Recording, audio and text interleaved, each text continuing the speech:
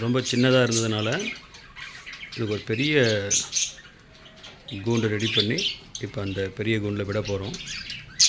அந்த பெரிய கூண்டு உங்களுக்கு காட்டுறேன் பாருங்கள்.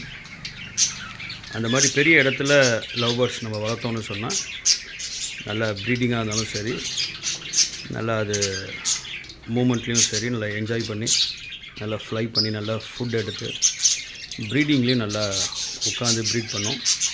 ஸோ அதனால் மேக்ஸிமம் பெரிய இடமா பார்த்து லவ் பேர்ட்ஸ் வளர்க்குறதுக்கு பிளான் பண்ணுங்கள்.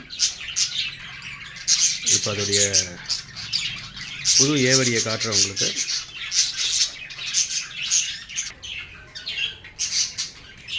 இதுதான்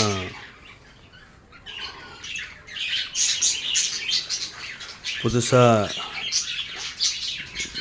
நாங்களே செஞ்ச கூண்டு.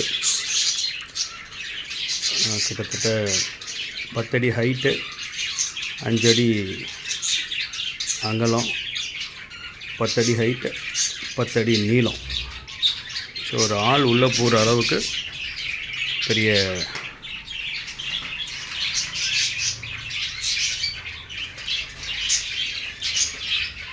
இந்த மாதிரி ஒரு ஸ்பேஸில் நம்ம லவ் பேர்ட்ஸ் வளர்த்தோம் அப்படின்னா அது ரொம்ப ரொம்ப என்ஜாயபுளாக வந்து ஃப்ளை பண்ணி நல்லா சாப்பிட்டு நல்லா முட்டை வச்சு குஞ்சு பொரிக்கும். அது நம்மளுக்கும் ஒரு பெரிய இன்கம்மாக மாறும். ஸோ இந்த மாதிரி ட்ரை பண்ணுங்கள். தேங்க்யூ.